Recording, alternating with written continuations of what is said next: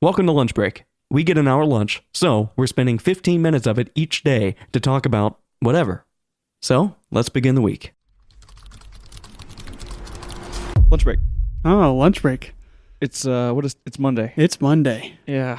How's work going? It's fine. It's weird. Like I was saying this a minute ago. I have all my shit done. I feel weird about it because I still have a bunch of stuff that I'm not sure how to do, but like somehow I've like massively surpassed the amount of work I'm supposed to turn in today. So It's a very strange place to be in. yeah, I'm like I'm very unsure, but things are okay. Anxious, maybe is the word for that. I don't know. I'm just uncomfortable, really.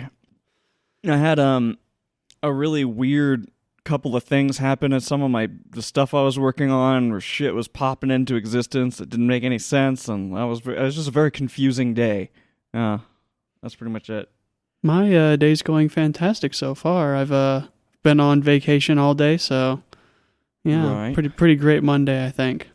Yeah. Yeah. It would have been nice not to work today, but I don't work Friday, so Yeah, nice. I get Monday off and you get Friday off. yeah. They're kind of like the same day. A little bit. Also, we just looked back into that thing I said a while back about the fucking spiders and the controllers. I guess that was an April Fool's. Happy April thing. Fools. Yeah, I didn't apparently. see that. Another thing, though, this must not be an April Fool's joke. It was a little bit later. I saw a video. The fucking Minecraft movie.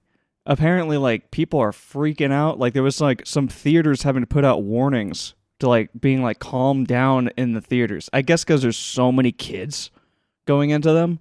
And they're, like, just wreaking havoc and just, like, being Oh my extremely loud and, like, like, yelling during the movie and, like, making, like, a scene constantly. They had to call cops in to, like, kind of calm it down. I think we were going to go see it this Saturday, but the floods kind of prevented us from going anywhere. Yeah. But I saw a clip from the movie. It was like 5 seconds, and I'm kind of happy we didn't go see the movie. Yeah, I mean, I'm sure the movie's, like, whatever. I'm sure it's, like, fine. I don't know. It definitely feels like it would have... Going to the theater I'm going to watch it when it comes out. Like, I can get it at home. Mm-hmm. But going to the theater to see that movie would probably have been not awesome. Yeah, It would have been a lot of little kids, annoying. very loud. Lots of phone screens. Yeah. Yeah, I saw some like video, like TikTok video, some of like kids filming the inside of the theater, and then you see like the sea of other kids with their phones out filming in the Nice. theater, and then like them like yelling and making like a big deal about stuff, and it's like, oh my god, like, yeah, that's crazy. Apparently they're very excited about the Minecraft movie. I can't even really imagine being that excited about that movie. I can't believe it came out when we were children, and it's still, like, now it's Yeah. the biggest thing in the world. Right. Yeah. I don't know. I assume Minecraft is still like heavily played. I think so. I mean, they're making a movie about it now. Yeah. Well, I mean, but I don't see a Fortnite movie yet. yeah, that's true. Well, I was thinking like I thought right now the biggest thing was like Roblox. Yeah, Roblox has made, like, a surprising, like, I don't know, Yeah. I wouldn't say comeback, because it's Yeah. never... It's always been. It's always been in the background there, but I don't think it's ever been all hyped up as it is right now. Yeah, I don't know. It feels like everyone's playing it a lot. Like if you go into like a random Discord or whatever, there'll be somebody in there like, "Oh, you want to play some Roblox?" I'm like, "No." It is a pretty cool thing to play, I guess. Like it's basically like a free game engine, and then like all the map modes and game modes made in the game engine are community voted, I guess. So like the most popular things to the community are the top things on the list, and it's free to play, can run on a potato, so Yeah. it's just kind of like a go-to thing to play. Yeah. On another side thing, have you seen? Obviously, I was talking about the stock market like the other day, but even today, it's crazy how big this gigantic dip is. It's causing people to freak out. I'm just like, I don't know. I can't like. I woke up this morning to see even more like just like articles after articles of people like losing their minds over it. Yeah, it sounds pretty dramatic. It is. It's pretty. It is dramatic. It's interesting. We'll see how it goes. The stock market never stays. It's not like it never stays in the same place. So it's gonna keep moving. but I don't know. I hope not too many people are negatively impacted from it. Anybody that's trying to retire right now, probably. Yeah. Like, that's pretty much the only people that are going to be really, like, screwed by this. Or if you're, like, a day trader or have, if you were sitting on something and hoping for, like, a big break soon or something, then, yeah, you're going to be disappointed. Maybe you got your, like, New Year's bonus as, like, some sort of trust, and now that trust is, like, kind of worthless. Yeah. I mean, for people that just buy and hold, this is just a dip in the... It's right now stocks are going to get are cheap. Like, They this is do great. say it's about time in the market, not timing the market. Right. Yeah. I mean, this is it would be smart to buy. Not a lot. I wouldn't say like all in right now. But just steady buys as this downturn keeps going further down. If you just consistently buy, I feel like that would be my strategy right now. But yeah, I don't know. I don't really have a lot on my mind right now. I had a topic on mind, and I was wondering if we could do like a little bit of a summarize of like what we have actually talked about since starting. And I think we covered work, and then there was the April Fool's joke, Right. and finances. Yeah. So, that's 3 pretty cool topics, I think. But maybe we could talk about a little fitness. You want to talk about fitness? Yeah. Yeah, I mean, that's probably a good idea. That's noise. Yeah. I mean, I've been thinking about getting back into running a lot. And while I was thinking about that, it made me think of my 3 favorite types of cardiovascular exercises, which is running, swimming, and cycling. yeah. I haven't really thought about running in a while, or like just any kind of car. When I think about cardio, I just think of like swimming, really, or just like the stairmaster The elliptical. thing. Yeah, the elliptical or the stair stuff. The Stairmaster. But like right now, and like I do think cardio would be better or good to just do more of it generally, but I'm kind of just more concerned about just not sitting down. Mm-hmm. I guess kind of like it doesn't really matter if I'm running or walking or anything. I just want to not be sitting. if I Yeah, not can. be sedentary. Yeah. But the weightlifting stuff, I love that shit because it's completely different from anything I've really been doing, Mm-hmm. and then you like feel better. Like all of the things that I had going wrong with me, like any kind of joint pain or whatever it is I was dealing with, immediately started improving. Well, the cool thing about weightlifting is it does like a systematic change throughout your entire body. So you'll start producing a whole bunch of more, I don't know like the scientific names for it, but you'll start producing really good, I would just call them like recovery molecules or something. I don't know their fucking scientific name. Yeah. But say like you're doing like curls or something and you have an injury and I don't know, your leg on the opposite side. Doing weightlifting alone is going to promote healing throughout the rest of your body, not just the place you're specifically targeting. Right. Yeah. Yeah, I mean, it also just like it feels like I'm motivated differently to do it. Mm-hmm. Again, with like the cardio stuff, it was sort of like I had to be in that constant mindset of like just go and do it. And like once I get started doing it, I'm fine. And like you feel good when you're done doing it. It's just you just start doing it. But with the weightlifting thing, it was more like I feel like I literally have to do it because if I don't do it, I'm gonna feel like shit or like I'm gonna lose progress. You know? Mm-hmm. And like if it's a different kind of motivation, if that makes any sense. Like with cardio, I never really felt like that. Like I felt like I could stop on cardio and it would still suck. I would have to like get back into it, but not in the same way when it comes to weightlifting. With weightlifting, it's like then there's more numbers. Like you're trying to stay with the same weights. Mm-hmm. You know, you're trying to and you're like closely paying attention to like how you feel and how fatigued you're getting while you're doing it.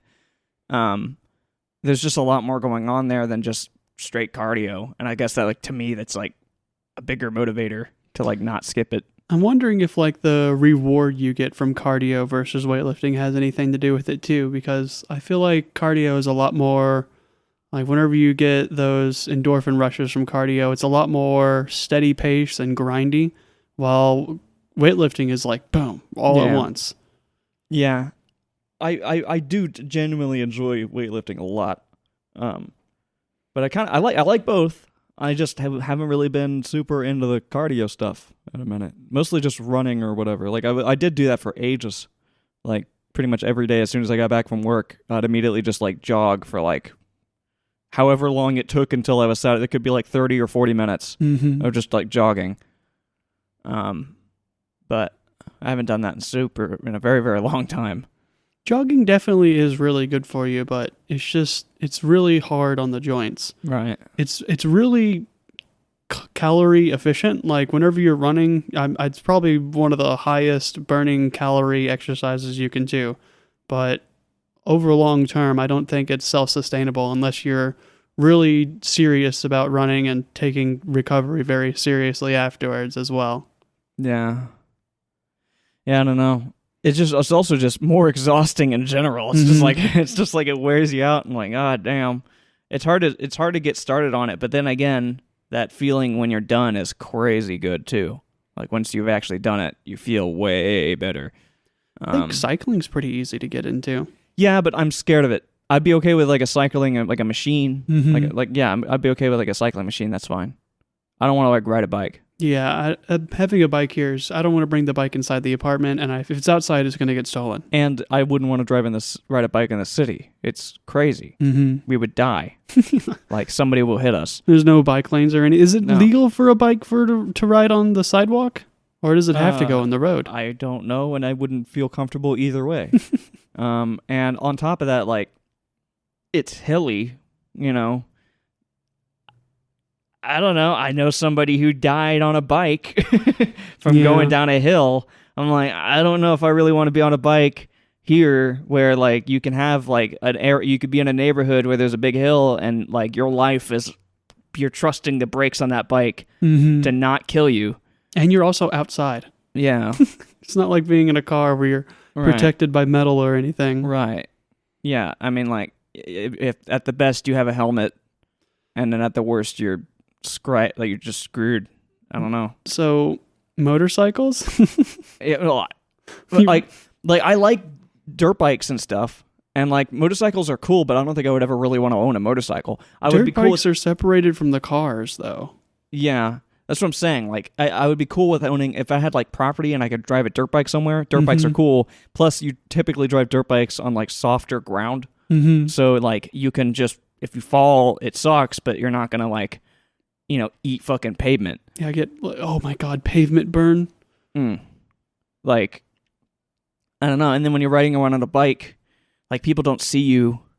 People don't respect you. No one, when people see bicyclists, they're always like, God damn pissed. It. Yeah, like it's never, there's no good connotation. And like the last thing you need is to be on something precarious and then have everyone around you be angry. Like, it just, I don't know, it just seems like a really bad idea. But so running, pretty cool. It sucks on the joints. Cycling sucks to do in person, but on a machine's pretty cool. Right. I would say long term it probably does impact your joints. Yeah. But swimming seems like the best. Yeah, it has to be the best cardio exercise. I mean, you could drown.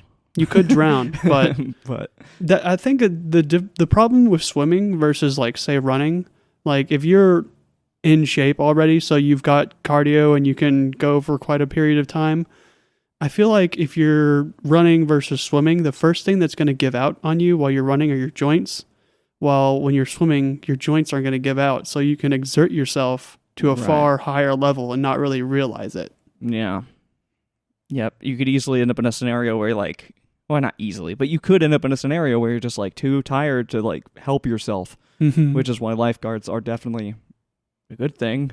But I mean, how many other activities do humans do where there has to be like some sort of lifeguard on fucking duty while they do it? I don't know. Like swimming is just, it goes from 0 to 100 pretty much immediately. Like you can be fine or fast. Yeah. And even like an experienced swimmer could just, if you move wrong or inhale when you think you're above water and you're not or something, and like just immediately now you're in life-threatening danger. With 9 feet of water below you. Oh my god. Yeah, it's not great. I feel like there's like really cool cycling machines that give you like visuals as you're cycling, kind of like like the Wii. Yes. the the running. Wii fucking the like the pad, and you like ran with it, and you like you just kind of watch your character go. Yeah.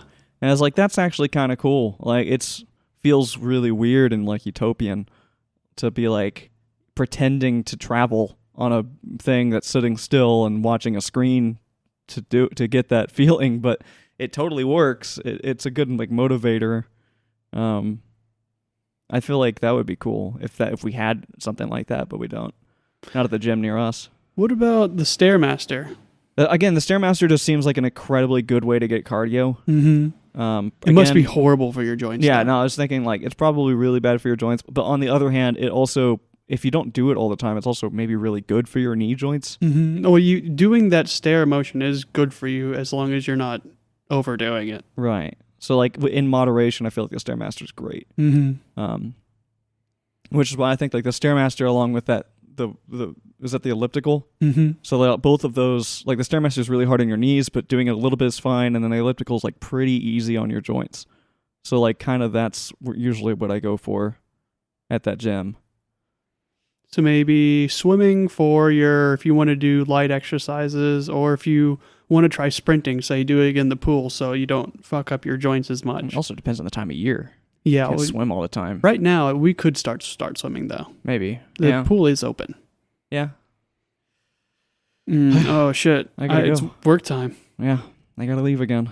Gotta go back into the freaking grind. Back Although, into the like I meat said, I grinder. have not really that much work to do, so it is what it is. Well, back to the place. Bye. Bye. Lunch break. Lunch break. It is Tuesday. Tuesday. How goes your Tuesday? I'm tired. Exhausted? I'm not really exhausted, just tired. I've been working on the same thing all day. Haven't finished it. Probably won't finish it until tomorrow. So just tired. I think I'm in the same exact boat as you, but it's the worst. You know what you're doing it correctly, and the only thing that's against you is the software. The software just doesn't want to work. It just takes forever to do anything. 100% of the time when I'm in a scenario like this, it's like if this software worked faster, I would be done. I would be done right now. So yeah, just sitting there fighting with that, and that's about all. And it feels like an insult to the injury whenever like you're like, I need this project to be out today, and then the software's like, sorry. Right. Yeah. Yeah. It's just being a pain. But I don't know, kind of used to it at this point, sort of the way that goes. It seems like a lot of companies just like software it's really hit or miss, I guess. Can either be decent or awful. Either way, they're going to use it. So I was wondering if we could talk about a topic that I'm not sure you're a really big fan of. What? The Bobiverse. Oh, yeah? No, I pretty much hate that book, but we can talk about it, I guess. I've gotten get into this pretty cool part with the Quinlans where Bob was talking to Teresa. She was talking about the 3 Quinlan rules, which are the Iron Rule, treat others less powerful than you however you like. The Silver Rule, treat others as you'd like to be treated. And the Golden Rule, treat others as they'd like to be treated. Right. Yeah. Yeah, that's a fun one. That was it's an interesting concept of having like 3 different sets. I really wouldn't know how to break that down though. Like it feels like the Golden Rule, isn't it kind of like that one Jewish thing where like they say something similar to that, where like you don't treat others how you want to be treated, you treat them how you think you would want to be treated or something. Yeah. I mean, yeah. There's definitely like there's a weird like moral. There's a question to it, I guess. Yeah. I mean, it's also controversial because it is an ethical question or an ethical problem. But like, yeah. I mean, there's technically room for a lot of different ethical A lot of different variations of those ethics. You're sitting there squinting because the sun is directly in your eyes. The clouds just came out, and now the sun is like glaring off this fucking car, and I'm blinded. Yeah. It's fine though. I can deal with it. But I find I like how the iron rule, treat others less powerful than you, however you like, is called the iron rule. Like it makes me think of like the iron, like the sword. Right. Yeah. Yeah. No, it's fun. Again, all ethical questions are extremely, or like ethical concepts are like super weird to talk about, just because like it really always comes down to like where your losses are and your ethics, and like there is no ethical system that doesn't have losses. There is no variation. There's always going to be a downside, and what's one of the more important parts of any ethical system is whether or not everyone agrees on the downsides. And like people go, okay, this is like, these are the accepted downsides. We know that this is the problem with our ethical system. If you don't want to accept those downsides, then you can change the ethical system, but there's going to be other downsides. And so like, that's kind of what it usually comes down to. Yeah. A lot of that comes up again in Carl, but I can't talk about Dungeon Crawler Carl because you haven't read it. I mean, that also kind of sucks. Like, I wish I could read more than one book series at a time, but I have a very difficult time like juggling different books. I have to be solely focused on one series at a time. I mean, but to be fair, Bobaverse is a lot. It's a lot to take in, and I wouldn't really want to listen to or read anything else other than it anyway if I was in it. Honestly, I kind of want to listen to it again after I finish it. Yeah, I did. I got through the whole thing, I think at least twice, maybe 3 times. And it's a different experience the second time, 100%. Like there's all these lessons that you learn later in the book are going to make so much more sense in the beginning. Right.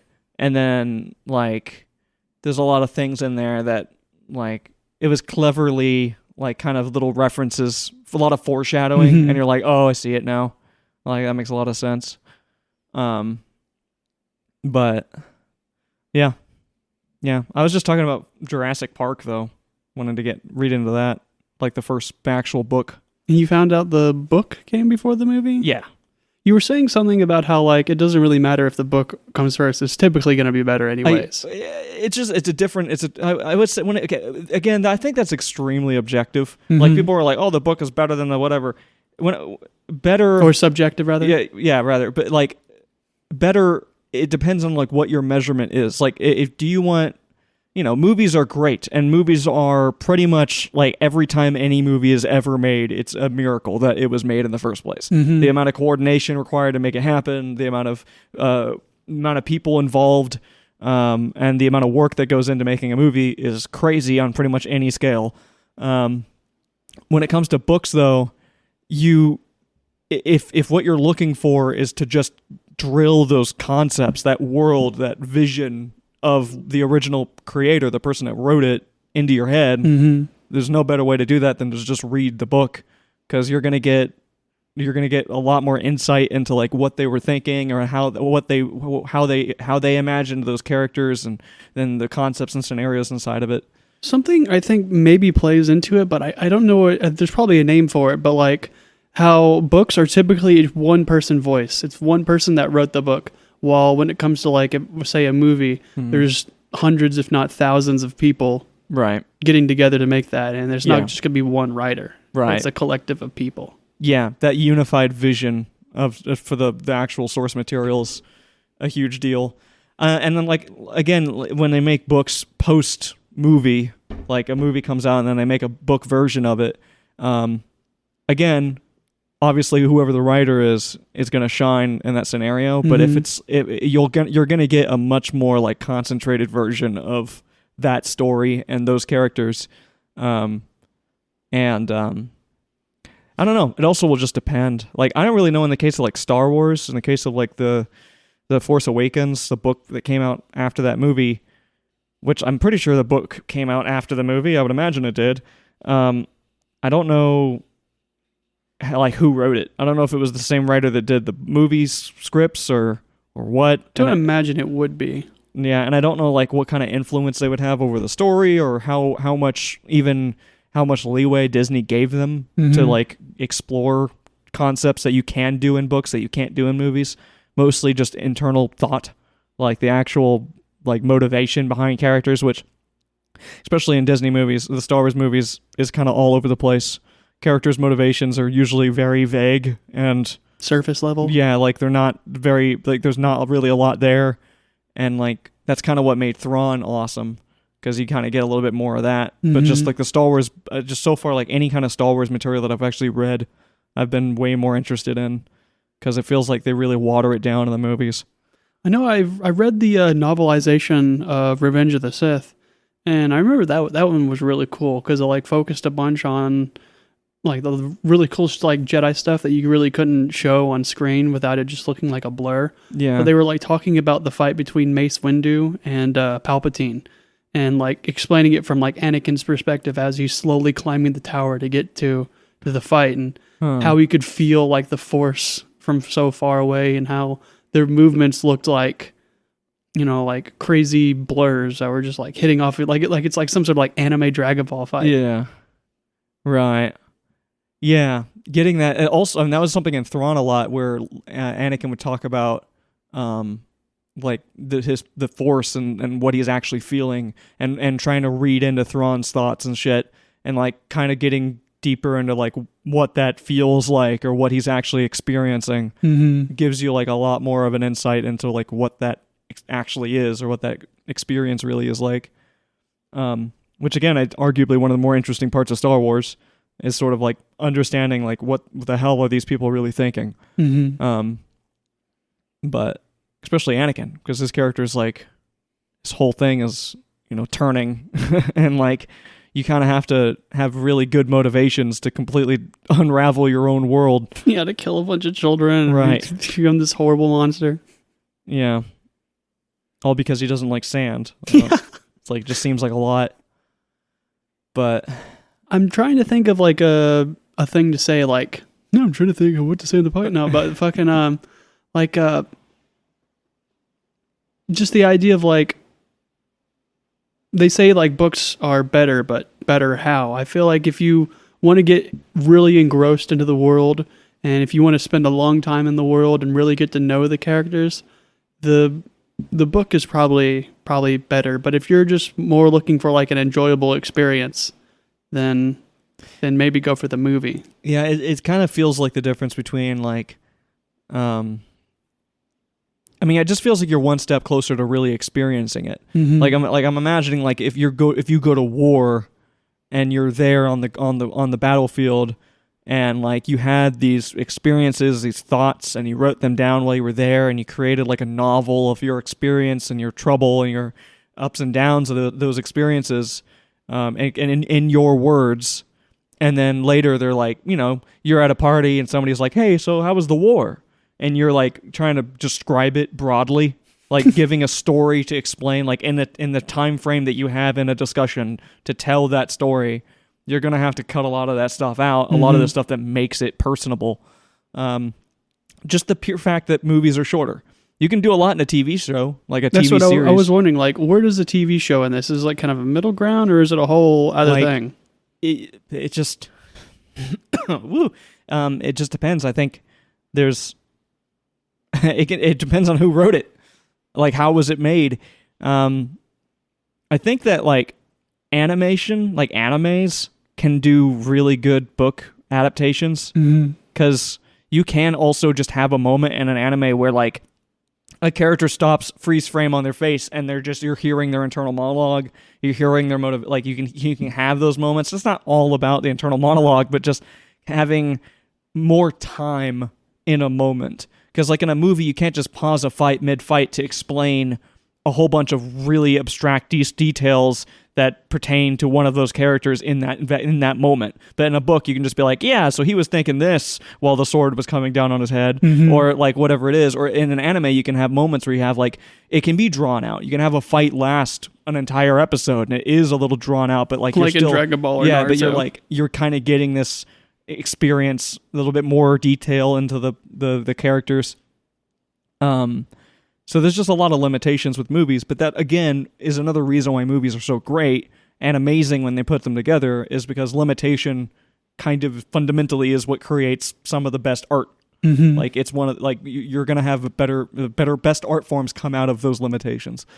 I'm also thinking about like expectations whenever you're looking at a movie versus reading a book, and how much budgeting there is behind the movie and behind the book. And I feel like, like the expectation with a movie is, I mean, if you're making the movie and you're spending like $100 on the movie, you're not gonna want to have you want to retain the attention of the audience the entire time. Like, Yeah. you don't want to you'll lose out on fuck tons. While with a book, I'm not sure how much a book really costs to make. I'm not sure how much you're worried about audience retention whenever you're kind of with a book. I think you're selling towards a very niche demographic, while with a movie it's more broad. I think it can be like that. It also just depends on like your publishers. So if you're writing a book, you can't really you can self-publish and kind of throw whatever you want out there, but you're not. Most people are going to try to find a publisher, and publishers usually have like rules and have people that work with you directly. So you're going to have multiple different phases of your book. You're going to create like a draft, and then that's going to go in for review. And then they're going to send back, like, here's what we think, here's our take, here's what we think you should change about it, or like, these are whatever. And then you go in and you make your second version of the writing, and it is a lot of back and forth with publishers. If you're self-publishing, you really could just do whatever, and it could be the budget is time, like you sitting there putting it on paper, and then self-editing, which is going to take a lot more time self-editing. Like having people, a publisher or people that are there to like look over your work and find the things that you can't see because you're just totally immersed in trying to explain the story that's in your head. I guess I was going to ask, like, what benefits do you get from a publisher other than like name brand of the publishing thing and maybe any Distribution advertisements? mostly though. Distribution and printing and distribution, and then also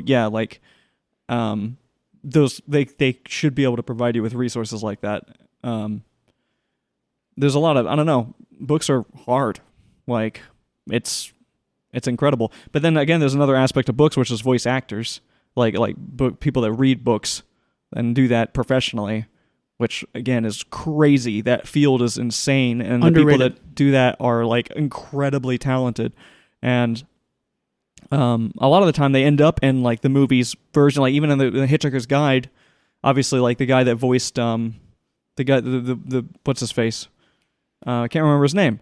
The guy that did the Red Hitchhiker's Guide ended up being the voice actor, or the guy that voiced like the narrator in the Hitchhiker's Guide movies. I feel like the name is at the tip of my tongue. What the hell?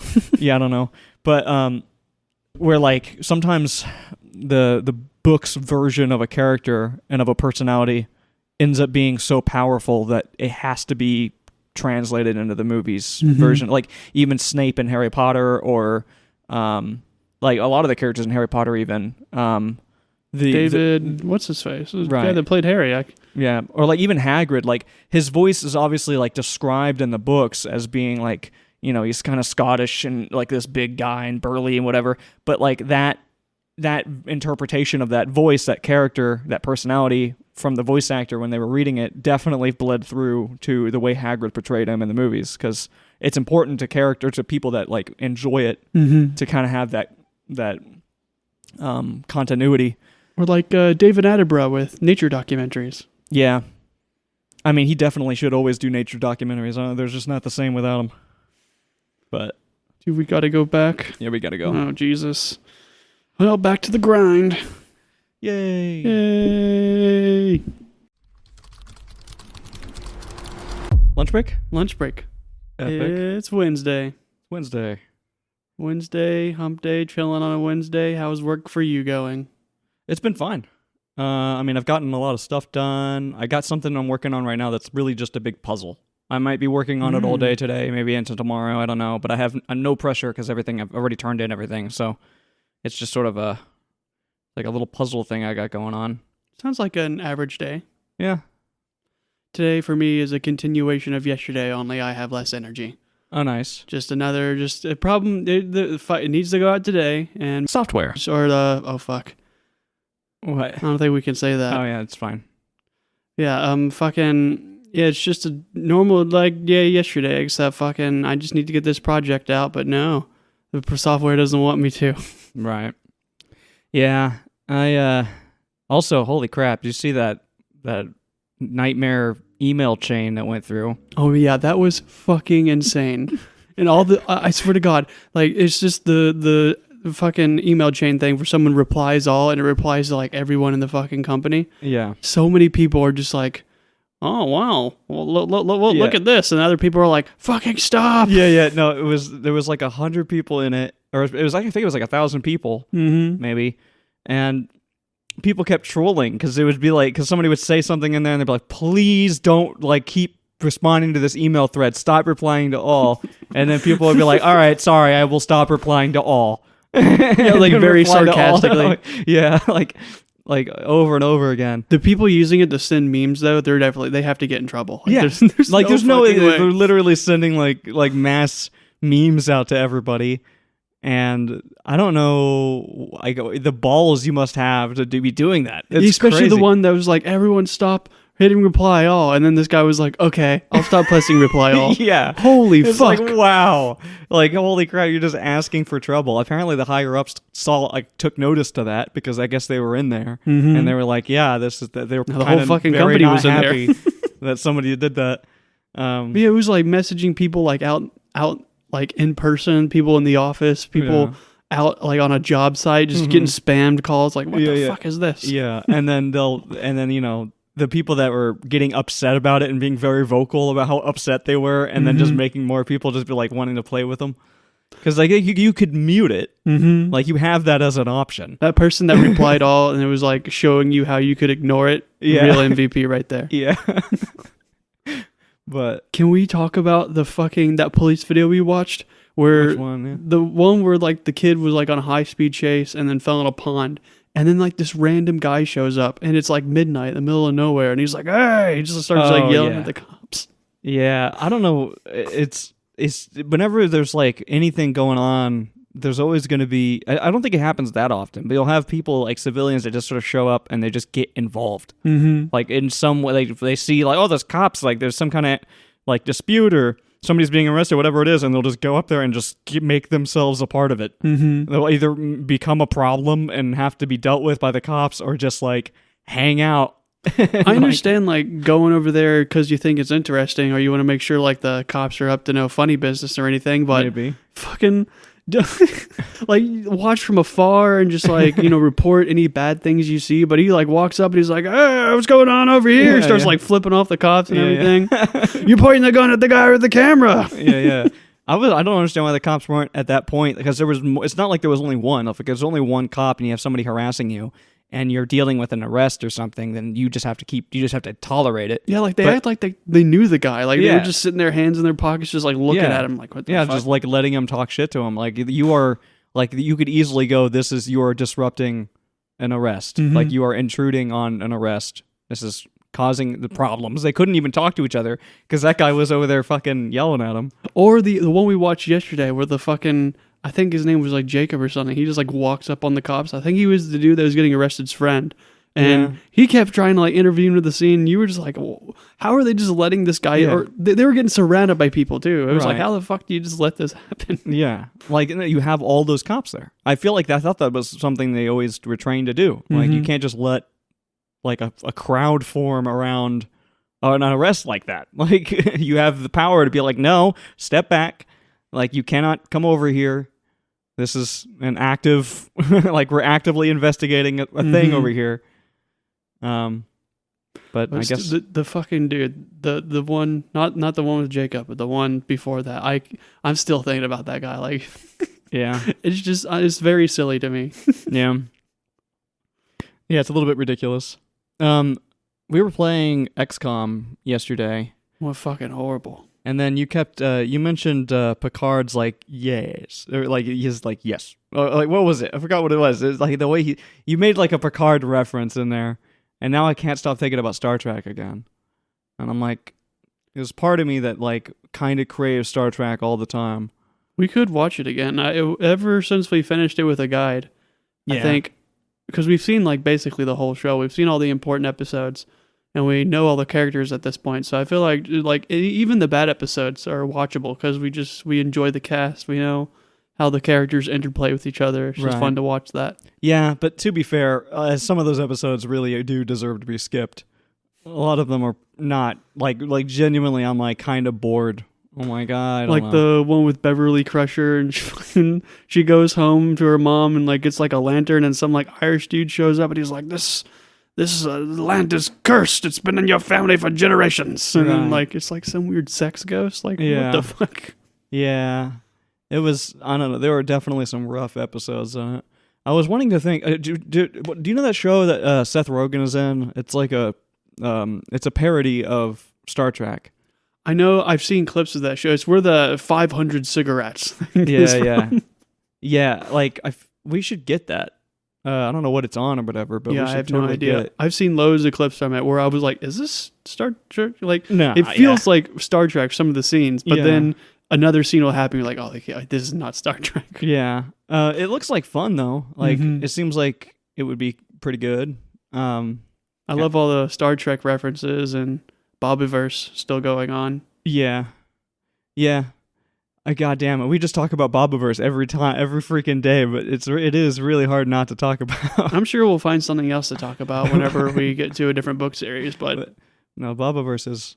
I almost started listening to it again today, but I am so deep into Dungeon Crawl, like Dungeon Crawler. In fact, I was just listening to like interviews with the voice actor for Mhm. that today. Mostly is what I was listening to, and it's just super cool to hear him talk about it. Like, I don't know. I think he's.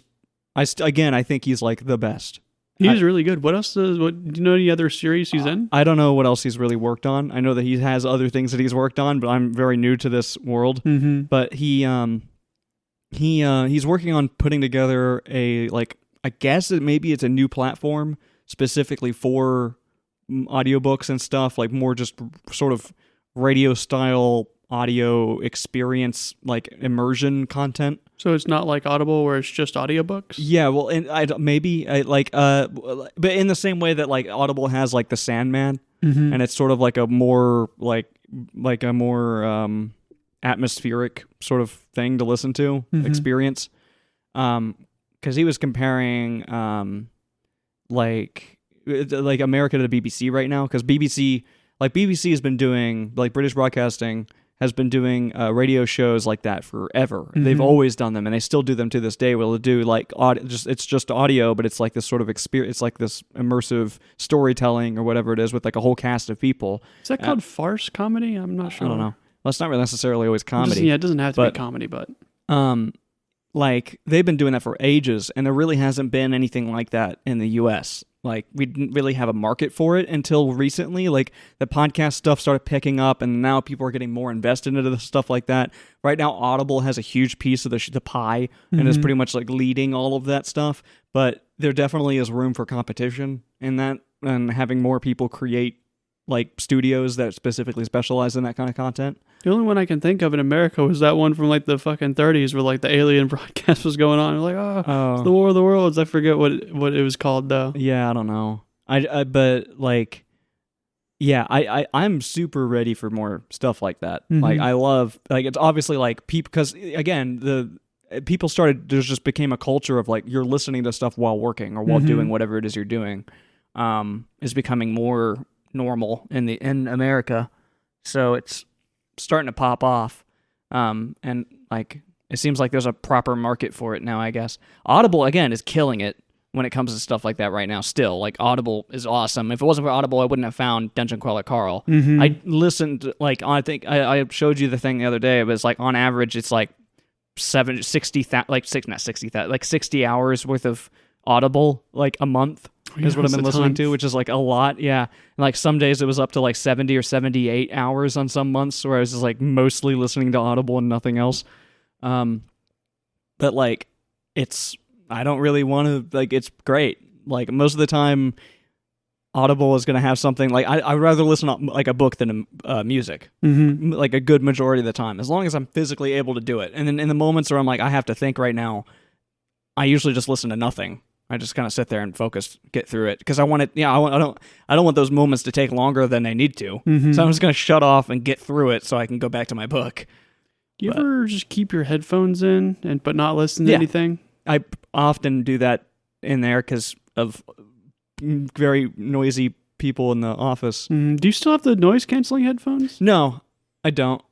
The ones I have right now are just earbuds, but Mhm. they do good enough at sort of plugging audio, but it's not really. I don't think the noise cancellation is really all that necessary. Mhm. Plus, and this is gonna sound really woo woo woo woo ah, woo, but there is evidence to suggest that like it's probably not going to matter to adults, but there's definitely like studies that show that noise cancellation really messes with kids. Mhm. Like their ability, like when they're growing up, like their way their brain processes sound, and like the way that they like their brain is like in the process of learning how to identify sound sources and so on. If you give your kids like earbuds with like noise cancellation in them, and they're listening to music and shit, and they're using them all the time, as they develop, it's going to mess with their brain and make it like it's going to screw them up. Obviously, as an adult, that probably won't have any effect, but like also it's like, I don't know, like I don't even need noise cancellation, so like it is kind of a gimmick. It still makes noise in of itself. Sometimes noise cancellation can be distracting. It's going to isolate some sounds that it can't necessarily get rid of, and that can be kind of weird sometimes. The developmental thing brings you right back to Bobaverse, because they were just... Yeah. I stayed up way too fucking late listening to it, and it was all over that topic about that one, like, Quinlan or something that was never socialized as a child. Yeah. And they're comparing it to humans, like, they need to be brought up with, with social attention, and they need, some sort of development at a certain age, and if they don't reach it, they may never develop that into their adult life. Don't Quinlans like aren't they born like fully like savage? Yeah. Yeah, so it's kind of a very extreme They're scenario. fully developed, but they're not sapient until they're Right. 5. So it's like having a crazy pet that you have to raise until they become sentient. It's like having if you had a cat and you had maybe not a cat's a bad example because it would have to be something chaotic. Like a raccoon. Like if like A badger. yeah, and then like you have to like somehow like A wrangle it. Tasmanian devil. and it's throughout its early childhood until it grows up enough that it stops being crazy. It's again another really fun concept that came out of the Bobaverse books. I love the idea of that, like they have a totally different social lifestyle because of the way that they're raised. They don't develop like the ability to be calm and like think things through until like a certain stage of their childhood. Yeah, I mean, holy crap, man! There's so many concepts in those books. A lot of it I've just like forgotten. I like how the fifth one, I'm on the fifth one right now, and it's just like, it's just kind of crazy. Like, it keeps jumping back before like some weird, crazy advanced alien species with wormholes everywhere. Yeah. And then they're back in the Bobaverse, and like, there's like a rogue AI that just escaped, and everyone's just like kind of chill with it. Yeah. They're like, oh, it is kind of like an issue, but we've probably got like 100 or so years to solve this, so like, there's no rush. Right. There's never a rush. Yeah. Well, I mean, he's got pretty much all infinite time, assuming that all like, the entire galaxy doesn't go up in flames or something. How long does the heat death of the universe take? I mean, Hundreds long of enough. trillions of years or something? Yeah. Long enough. That is a good question, though. Like, would Bob really want to exist that long? Like, at some point, they got to be like, all right, I'm good. We've already had Bobs like shutting themselves off. Yeah. Like not even 'cause they're 100 just years bored in. or whatever. They're just like, yeah, we've pretty much done everything. But I feel like that's inevitable, right? Like, it would be really sad for the original Bob to go that way. Yeah, I hope he never goes. I miss Archimedes. Yeah. Well, we say original Bob, but like again, one of them brings up like right after he's cloned that technically, like, who's to say that you are the original Bob? Like, you could also be a variation of original Bob. But didn't they do that weird thing where they find quantum deviation Yeah. and they were like, technically you may still be original Bob? Yeah, but but they can't like. Yes, but also they couldn't physically prove it. Like, so like I think the other one was like, I don't know, maybe we'll invent a time machine and we can go back and find out. But right now we don't have any way of knowing if that's the case. I guess they can't test original Bob's quantum Right. deviation factor. Yeah, but we got to go again. Oh, fuck. Yeah, back to the grind. Yay. See you next time. Bye. Till Thursday, I guess. To Thursday. Huzzah.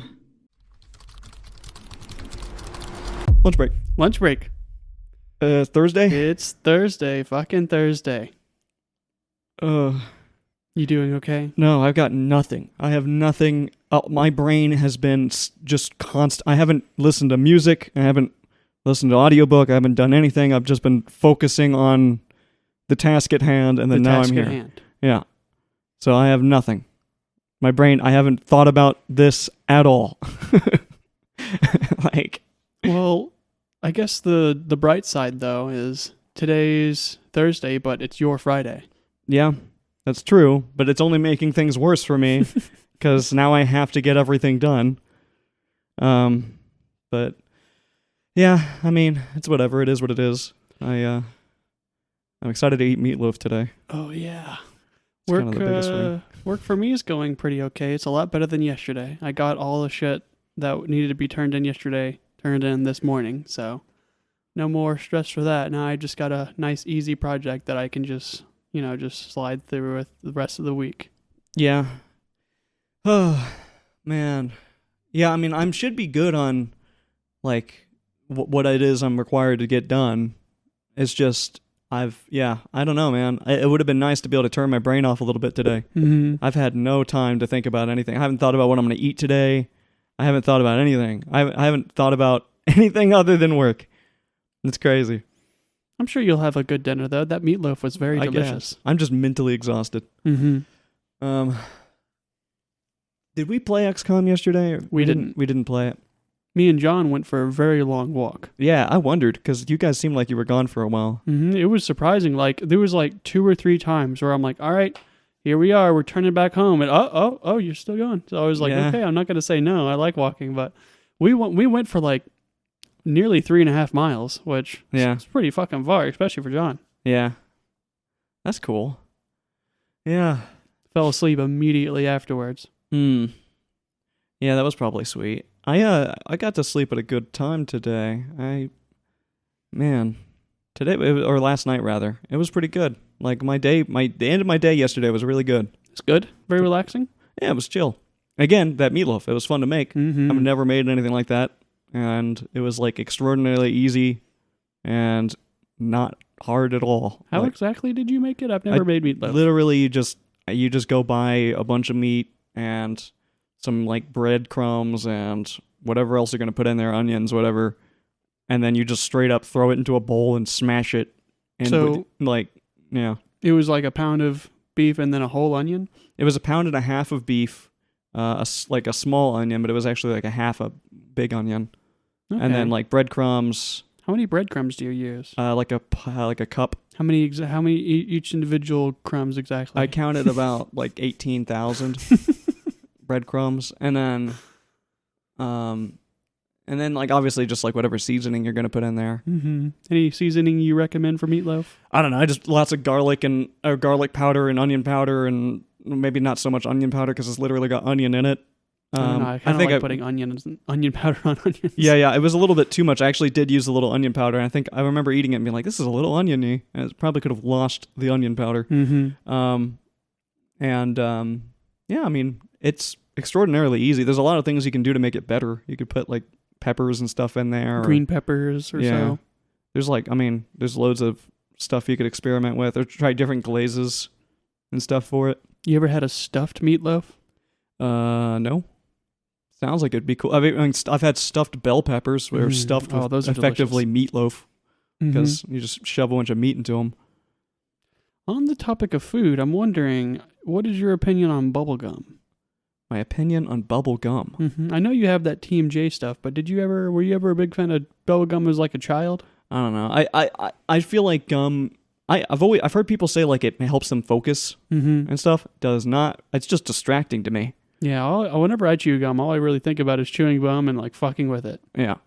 I'm pretty much just like constantly moving it around, and I don't really understand, like, unless some people are getting something out of it, like maybe again it helps them focus, or like some people swear that even with TMJ, like swear that like gum helps exercise their jaw, like it's good for their jaw. I don't know about all that. Not for me. I guess it's always different for anybody, but I wouldn't want to do it. I think it would it would just wear my jaw out, and then I'd be like sore the rest of the day. It is a repetitive mood or move, so it makes Yeah. me think of repetitive stress injuries. Right. And you're already, like, all I do with I chew like a Mhm. lot of food. I get enough chewing exercise. I don't feel like I need to exercise chewing. Some people find chewing pretty satisfying, though, and I think I'm one of them. Like, just sitting here thinking about chewing bubble gum, I'm getting like this weird feeling in my gums, like this very satisfying, I want to bite something kind of feeling. Yeah.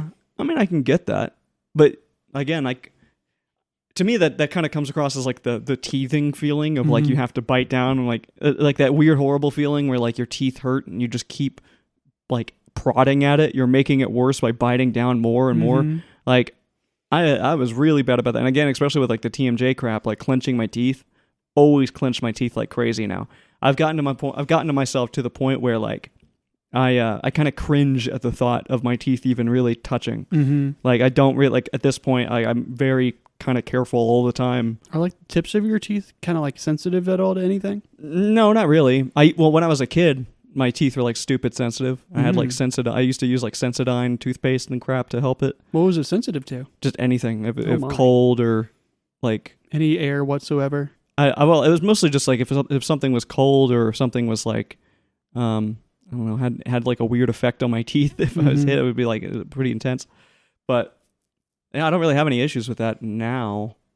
It's just my teeth are sort of permanently kind of fucked from years of like clenching my jaw and then not being aware of it. Mm-hmm.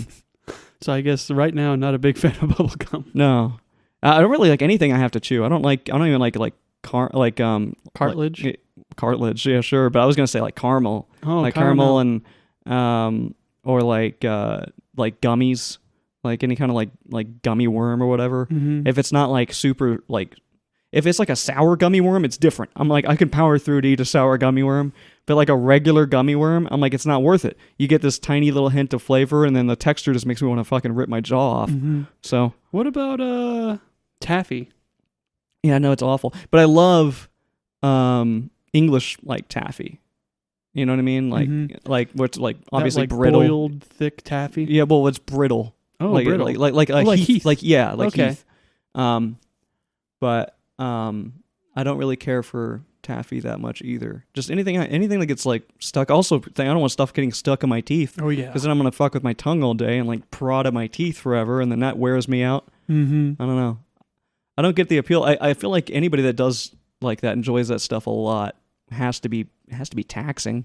I don't know. I'm a really big fan of all the stuff that you don't like. Like, I Yeah. love gummy worms and gummy bears. I fucking love gum and taffy, but God, it just wear me the hell out. It sounds exhausting. Oh, I don't do it all the time though. And whenever I do it, I do notice like I don't really. I'm not like a chewer with stuff like gummy bears. I kind of chew them, but it's more like I just put them between my teeth and like hold them until like they crush. But with like stuff with taffy, I'm not chewing that whatsoever. I'm keeping it away from my teeth, and the upper side of my mouth is gonna be raw. But right, you know, it's better than getting it all over my teeth, I think. yeah.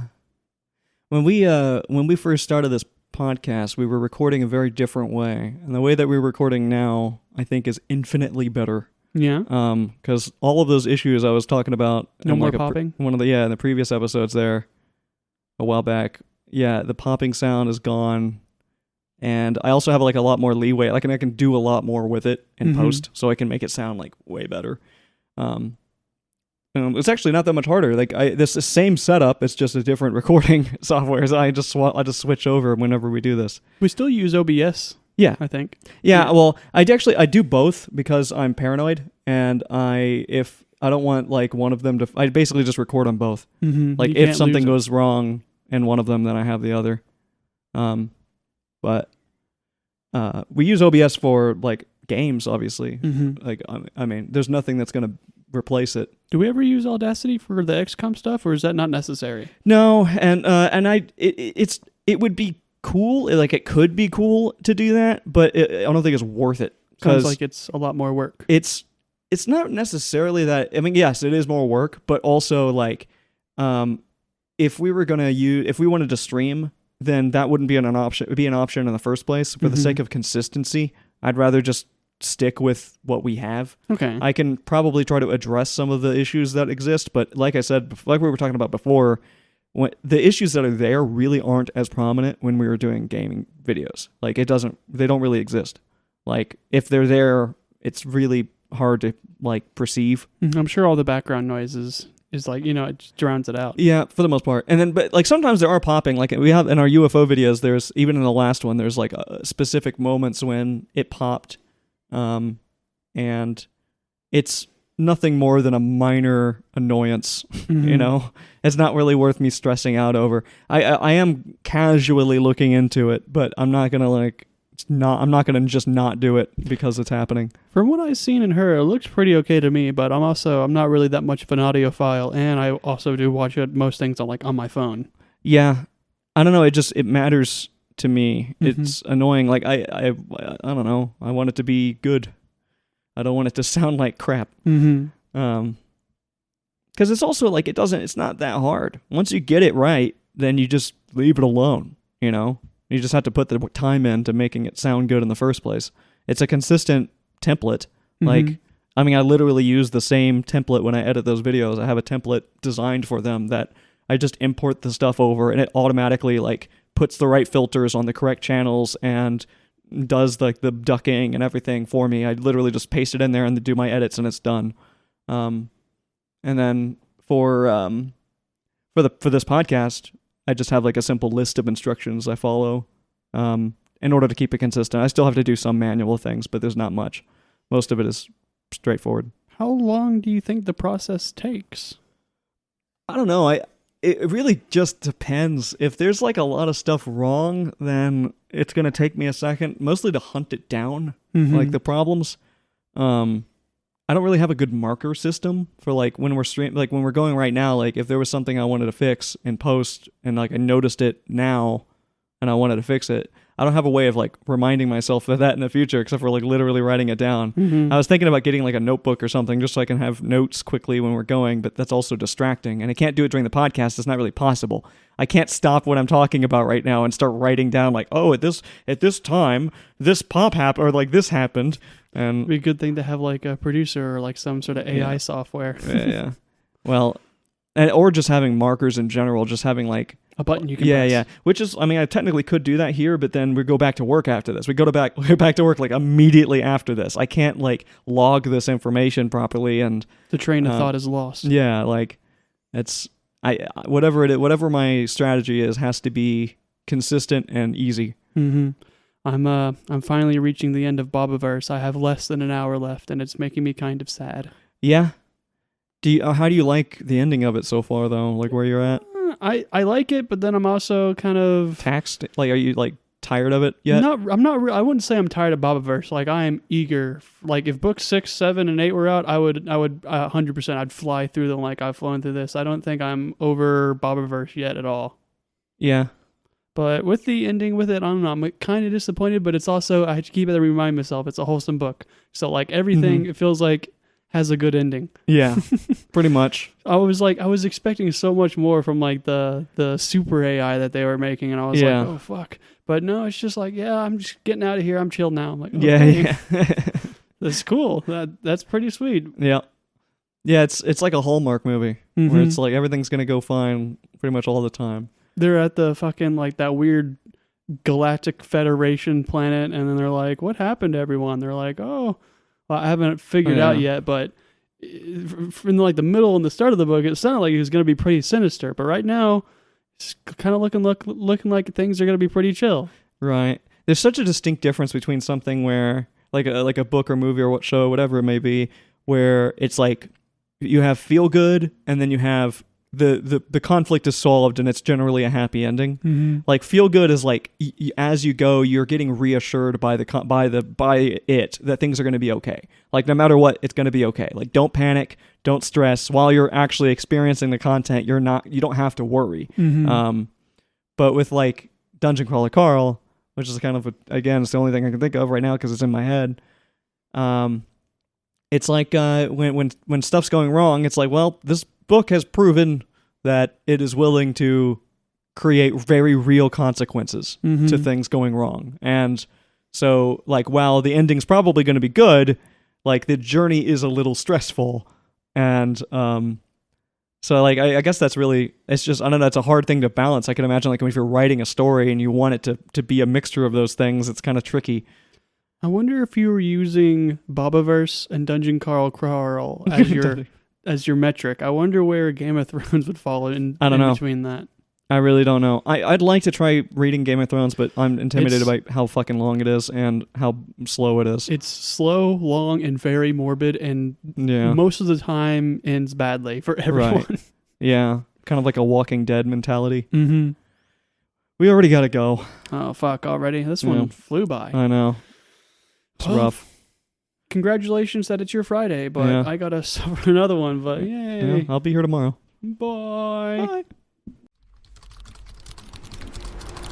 Lunch break. It's Friday. It's fucking Friday. Woo! Finally Friday. Except I didn't work today. Today's your chill day, really. Saturday? Or I guess so. It's your Friday plus. Yeah.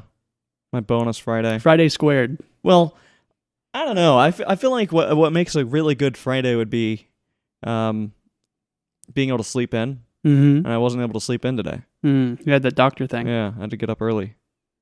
I had to get up basically an hour. I only had like an hour more, and I spent it staying up late for an hour. So I was tripping out this morning because I forgot you weren't going to work today. So I was just out here waiting for a little bit, and I was like, "Oh yeah, where are you?" And then I saw your door completely closed, and I was like, "Oh yeah, no wonder he's bone silent. He's probably dead asleep right now." Yeah, so. well, I wasn't necessarily. I thought about coming out here, but I really wanted to try to like squeeze a little bit more sleep out of it because, like I said, I did end up staying up. And when I actually like looked at when I had my appointment, I was like, "Oh shit." Like I don't really have any time. Like I have to go to sleep like now. And I'm like, damn it. And I had already stayed up too late. So I was like, all right. I'm at work today. I'm on like fucking vacation. Like I turned in a pretty hefty project this morning, and then I have this other project that I'm done with, but my supervisor's not there. My supervisor's not there. And I'm over points. So I'm just going to relax the rest of the day. That's dope. Have you started listening to anything new? I started listening to The Martian. The Martian. How long is that one? 20 that one hours? Is 11 hours. 11. Oh, it's not even that long. Mm-hmm. That's awesome. So you'll be done with that this week? Yeah, probably. Yeah. I'm going to listen to it all day because I'm not doing any work. I'm just chilling out, pretending to work, to listen to The Martian. Yeah. I thought that book was longer. It feels long. Mm-hmm. There's a lot going on. It's like, I'm only like less than an hour in, but it feels like I've listened to it for quite a fucking long time. Right. That's really good. Yeah, I don't want to talk about books too much, but just thinking about the singularity. What's it called? The singularity something. The singularity problem or something. No, something. Fucking, I was gonna get that book today, but I don't know. Audible fucked up. I selected it, and then it was like, 2 for 1. Select another book. Yeah. So I selected that book, and then it used all my credits on it, and then I couldn't take the singularity. So I was like, what the fuck? Huh. So I got Project Hail Mary and The Martian. Sweet. The singularity's cool because it's basically like, again, Bob Bavor's style writing and sort of mostly feel good. It's honestly a little bit more brutal though than Bob Bavor's is. Not as feel good at all. But it focuses a lot on a mining team in the system. So like a company, like a mining company, and like it's in the future, and they're going out. You can people, like there are companies that buy like rigs, and you fly out to asteroid belts, like the asteroid belt, and you mine a section. So you have to get a contract, and you get a section of the asteroid belt that you're allowed to mine in, and it's effectively like a gamble for them because like they'll get a new contract, and you don't know exactly what's there because they didn't really do that many surveys. So you do short, like quick surveys, but there can be like really rare materials out there. So like these people, these lifelong miners, they have careers that are really up and down. You have miners that go out there all the time, and like they find enough to live by or enough to even pay for the equipment and the crew that they went out to get it. Sometimes you don't. Sometimes you go out there and it's a bust and you get nothing, or you go out there and you find amazing things. And it's a story about one of those crews. Based off of your description, I don't know why, but it's given me the vibes of like the combination of the two shows, The Expanse and Storage Wars.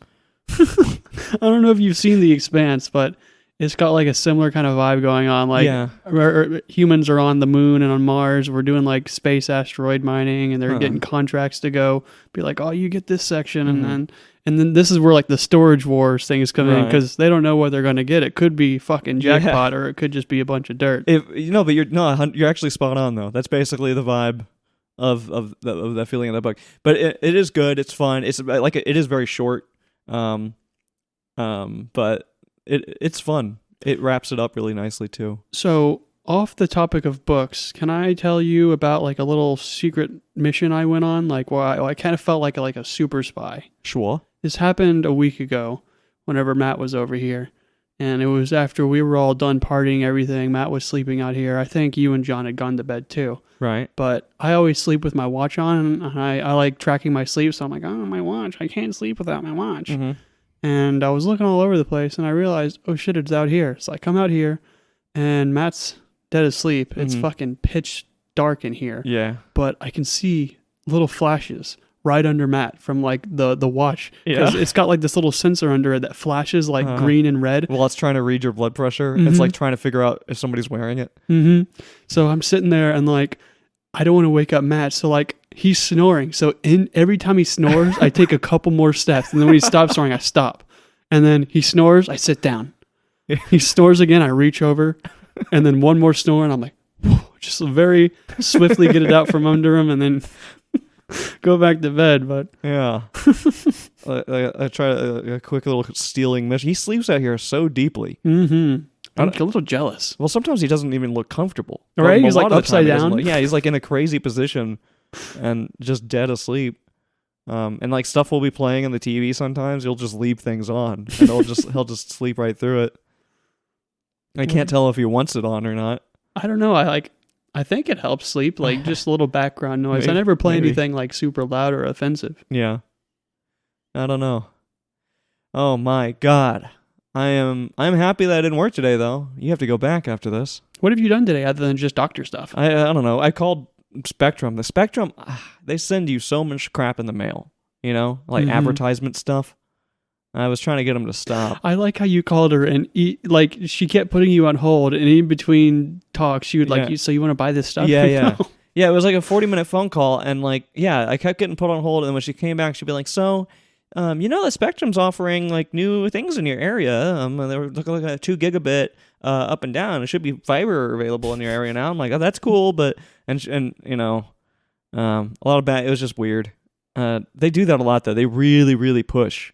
Gotta love a salesman or saleswoman. Yeah, well, I literally called the sales team to do this because I didn't know who else to call. Like, I didn't when it was like what are you trying to call about? And I'm like, I just want you to stop sending me advertisements. And I'm like, sales? And how long did they say until it may go into effect? I think it was 100 days. Jesus Christ. Yeah, it was like I opted out of it, and it was like, it might be 100 days before they review it and actually do it. But they send you like these envelopes that have like written on it important or like important document enclosed and like card enclosed, card inside, and they do it so that I feel like it should be freaking illegal, but it's like to get it as priority mail, so it goes right in and it gets to you as fast as possible. And there's the card inside. They put a fake card in there made of cardboard so you can feel it through it, so they can prove that there's a card inside, but it's not really a card. It's just a piece of cardboard with an advertisement on it. Oh my God. And they send us like, I don't know, they send us an extreme amount of them. Like, it's crazy how many of those they send us every time we check our mail. People had to like sit around in a fucking boardroom and just like talk about like what is our advertisement campaign? Like, we're gonna have a pestering policy. Yeah, we're gonna annoy the shit out of them until they break down and just do it anyway. And like not I doubt very many people want to go through the process I just went through to try to opt out of it, and I don't even know if that's worked yet. Like, it might not have worked because I think they just send them out to like everyone in the area, and like I assume they have a list somewhere, but I'm hoping that opting out of it will stop it. It's just frustrating. It's annoying. But like I don't know. I don't get how they're allowed to do that. I do wonder how effective it is. It's got to be well. It's got. I don't know. It makes me mad. So I don't know how many other people are getting those and being like, "Oh, really?" And they open it up and they're like, "Oh, cool, 20% off." And like, yeah, I don't know. Like the making you mad policy may be worse for like mobile games advertisements where you're like, damn, this guy shit at the game. I'm gonna fucking install it. But I don't know. I don't think it works in this context. Yeah, no, you just tell him to fuck off. They're sending a lot of physical mail. It just makes me feel bad because it's like wasteful. It's like 10 trees right here. Yeah, and I'm throwing all of it away like every time I get it. I don't even open them anymore. I get them and I just try to throw them away. But eventually they're going to send me something that's actually important, and I'm not going to know. So it's like the freaking wolf. The whatever the cried wolf, the thing, the crying of the wolf man, and Wolf boy, and so I don't know. I don't want to have to open every single freaking mail or letter I get from Spectrum, but I don't know. I'm not happy about that. But and to put insult to injury, they're a fucking horrible ISP. Like, yeah, well, never endless amount of problems. Yeah, I don't know what that's about. It was when I lived. We didn't live here when I mostly dealt with them, but I know I had a lot of problems with them, and they also just call too much. They just call you too much. They call you and like tell you about promotional things, and then emails and stuff. They're just too busy. Like AT&T, this is not a promotion for either of any of these companies, by the way. By Cox, but they like AT&T. We've had them for 2 years. Whatever, almost 3 years or something. For however long we've been here. And they've never called us. They've never sent us mail. We've never gotten anything. The internet never goes down randomly. It's been consistent. We have no problems. It's not that expensive. I think it's like $45 a month for gigabit up and down. Like we've had no issues. And I don't even have Spectrum and they're bothering me. I have my grandfather just turned 88. He's set up with Spectrum, and I have his like account set up through like my email and everything. So I always get emails whenever there's an outage, and it's literally like every other day, sometimes multiple times a day. Oh, service is out. Service has been restored. Yeah. Service is out. Service has been restored. Yeah, and I don't know if maybe it's that area too, and I'm sure your grandpa doesn't have fiber. No, he does not. Yeah, no, but I doubt he would even let them come to survey for fiber. He'd be one of those people who like, get the fuck out of here. Yeah, for sure. But I wonder. I mean, I think it's mostly a coax problem. Like, and that's I think when we first got here, we considered Spectrum, but they didn't have fiber available at the time.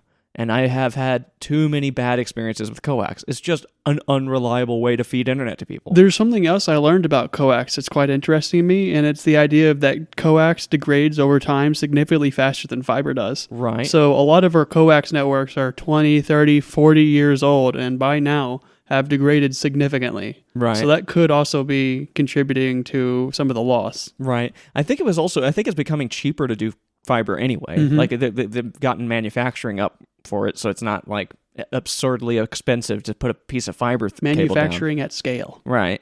But coax, I guess, was super efficient for a very long time. It's also like easier to maintain, but they also have to maintain it more. So, and like sending people out to like replace equipment, the actual equipment itself, in theory, wouldn't be super expensive, but I don't know. Fiber to the home is also the whole operation is expensive. I don't even think a lot of those ISPs really actually have the funding themselves to do those things. Only like the really big ones. Right. They pretty much always have to rely on government funding to do anything.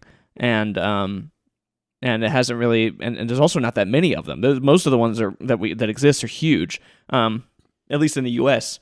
And I know in Canada they only have like 2. It's like that in the UK as well. Right. And it's like that probably, I mean, again, it is totally a monopoly over the thing, or over the whole, it's a monopoly, and that is bad, but also, like, I haven't come in contact with any ISP other than Spectrum and AT&T, at least where we live.